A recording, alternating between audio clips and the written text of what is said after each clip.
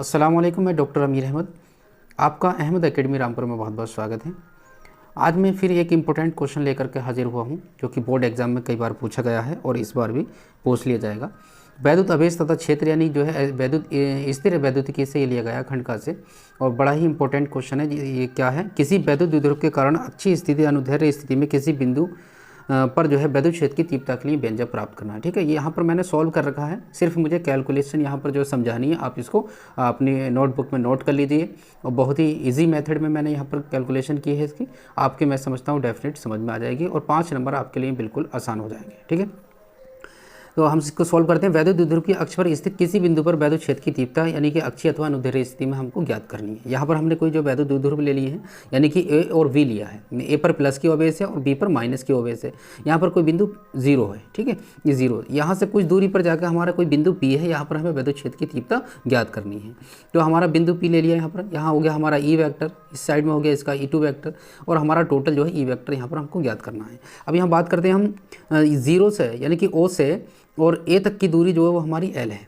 इसी तरीके से फिर यहाँ से ओ से बी तक की दूरी कितनी है? एल है। तो अगर हम ए और बी के बीच की दूरी पूछें तो वो हमारी 2l हो जाएगी, यानी कि इन दोनों को जोड़ देंगे, l प्लस एल कितना 2l हो जाएगी। ठीक है, अब इस वाली जो है ओ से और आर दूरी पर कोई बिंदु जो है हमारा कितना है? पी है। यानी यहाँ पर हमारा कोई आर दूरी पर बिंदु क्या है? पी है। इस पर हमें जो है विद्युत क्षेत्र की तीव्रता ज्ञात करनी है। ठीक है, तो अगर हम बात करते हैं तो अगर ए से और P तक की दूरी देखेंगे, ए से P तक की दूरी देखेंगे तो R में से हमें जो है L माइनस करना होगा। ठीक है, R में से हमें क्या करना होगा? L माइनस करना होगा। और अगर हम P से और यहाँ तक की दूरी देखेंगे, प्लस की ओवेस के लिए देखेंगे, माइनस की ओवेस के लिए देखेंगे तो हम R में L जोड़ना होगा। ठीक है, यानी माइनस क्यू के लिए देखेंगे तो यहाँ तक तो हमारा L हो गया, यहाँ पर L, यहाँ पर हो गया हमारा R। तो यहाँ से यहाँ तक की दूरी तो R हो गई, अब इतनी और जोड़नी है तो इसमें L और जोड़ देंगे तो R प्लस L हो जाएगा माइनस क्यू से P तक की दूरी, और प्लस क्यू से और P तक की दूरी हो जाएगी हमारी R में से L कम हो जाएगा, क्योंकि यहाँ तक जो हमारा वो पूरा R है O तक, लेकिन यहाँ तक हमारी A से और O के बीच की दूरी L है, तो हम R में से L कम कर देंगे तो हमारी दूरी पता चल जाएगी। ठीक है नहीं, तो ये हो जाएगा हमारा। तो अब हम इसमें चलते हैं।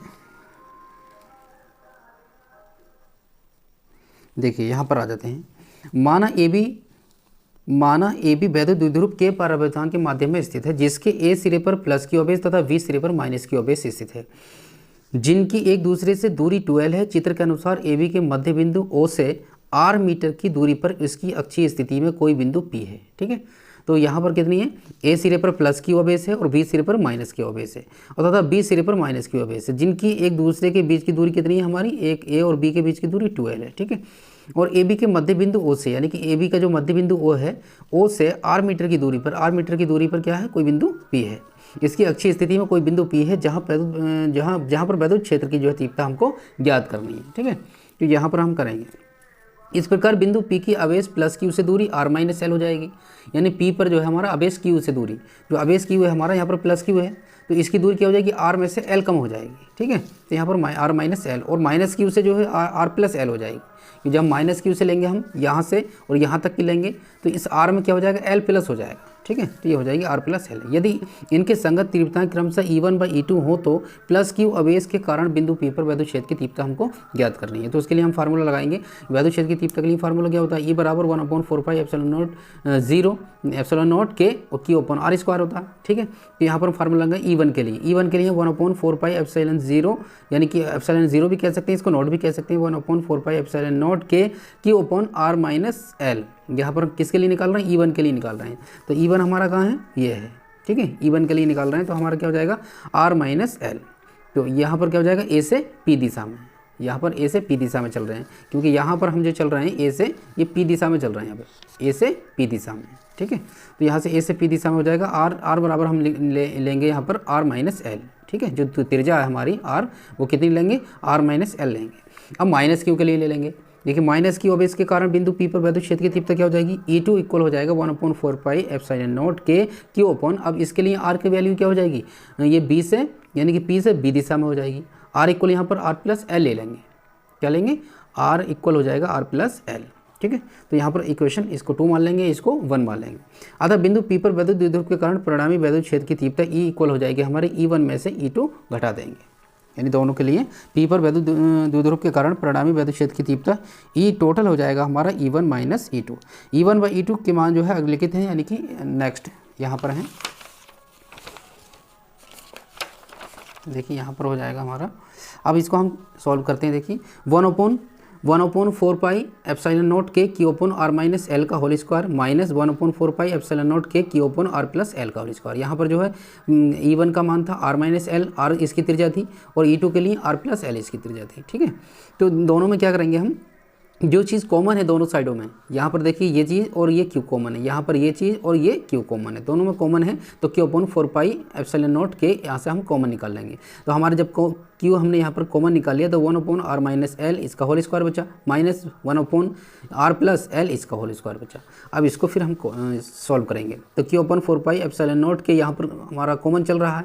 अब इन दोनों का एलसीएम ले लेंगे, जब एलसीएम लेंगे तो आर माइनस एल का होल स्क्वायर और आर प्लस एल का होल स्क्वायर हो जाएगा, तो इसका एलसीएम ले लेंगे। तो जब हम यहाँ से आर माइनस एल का होल स्क्वायर से आर माइनस एल का होल स्क्वायर क्या कट जाएगा, कैंसिल हो जाएगा, बचेगा क्या, आर प्लस एल का होल स्क्वायर। तो आर प्लस एल का होल स्क्वायर जो है वो यहाँ पर हम 1 के साथ में इसकी मल्टीप्लाई कर देंगे, गुणा कर देंगे, तो आर प्लस एल का होल स्क्वायर यहाँ पर आ गया।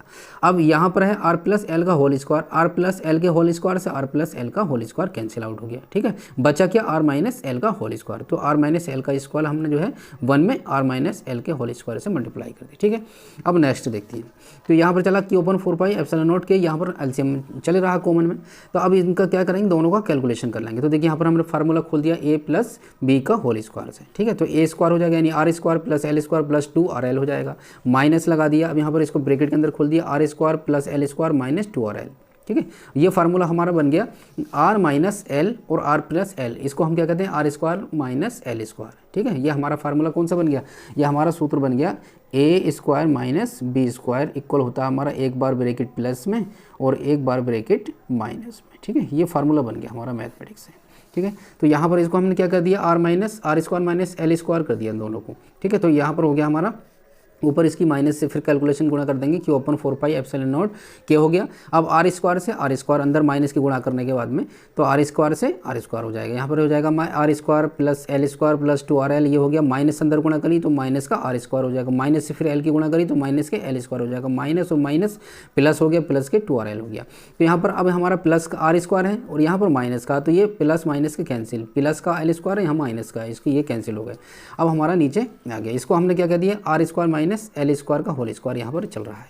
नीचे आ गए देखिए, तो यहाँ पर हमारा चलेगा क्यू अपन 4 पाई एप्सिलॉन नॉट के आ गया। ठीक है, अब इसमें हम 2 आर एल इधर है, 2 आर एल इधर है, तो इन दोनों जो प्लस में है, तो प्लस में है तो इसको हम जोड़ लेंगे, 2 और 2 कितने हो गए, 4 आर एल हो गया।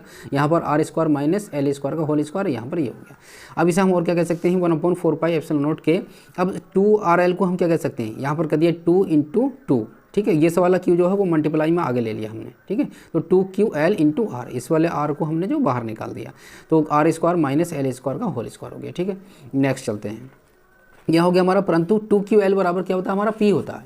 ये 2QL एक हमारा फार्मूला होता है, 2QL जो है P के बराबर होता है। ठीक है, वैद्युत द्विध्रुव का आघूर्ण है, इसमें P बराबर 2QL, यानी 2QL बराबर जो है P रखने पर, तो इक्वल क्या हो जाएगा हमारा यहाँ पर 1/4 पाई एप्सिलॉन नॉट के। अब इसकी जगह पर हमने क्या रखा था, 2QL की जगह पर, पूरे की जगह पर P रख दिया। ठीक है, यहाँ पर क्या रख दिया, P रख दिया, तो 2PR हो गया, नीचे R square minus L square का होल स्क्वायर किया, इसको हमने इक्वेशन 3 मान लिया। ठीक है, अब क्या देखते हैं यहाँ पर, यदि L का मान R की अपेक्षा बहुत कम हो, यानी जो हमारा L है वो L का मान R की अपेक्षा बहुत कम हो, तो L स्क्वायर का मान R स्क्वायर की तुलना में नगण्य यानी शून्य माना जा सकता है। यहाँ पर हम जो है किसका मान शून्य मान लेंगे, यहाँ पर L का मान शून्य मान लेंगे। ठीक है, तो यहाँ पर हो जाएगा हमारा इक्वल 1/4 पाई एप्सिलॉन नॉट के 2PR अपॉन आर स्क्वायर का होल स्क्वायर हो जाएगा, क्योंकि L को हमने क्या मान लिया, यहाँ पर शून्य मान लिया। तो 1/4 पाई एप्सिलॉन नॉट के 2PR अपॉन आर की घात, यहाँ पर हमने कितना, यहाँ पर जो 4 हो जाएगा, तो हमने 3 यहाँ पर लिख दिया और 1 यहाँ पर लिख दिया, आर से आर यहाँ पर क्या हो गया, कैंसिल आउट हो गया। ठीक है, तो हमारा फार्मूला क्या बचा, इक्वल होगा 1/4 पाई एप्सिलॉन नॉट, ऊपर बचा 2P अपॉन नीचे बचा आर की घात 3। न्यूटन पर कूलाम।